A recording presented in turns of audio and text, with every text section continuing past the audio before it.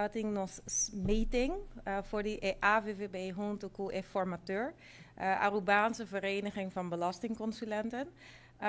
De bespreking, ik switch even naar het Nederlands. De bespreking is in heel goed overleg gegaan. Het was open, het was constructief, het was positief en er was vooral begrip. En de essentie van de bespreking was in feite dat er meer balans moet komen tussen de belastingplichtige, het uitvoeringsorgaan. De wetgeving moet redelijk, transparant en stabiel zijn. Dat was eigenlijk de essentie van de bespreking.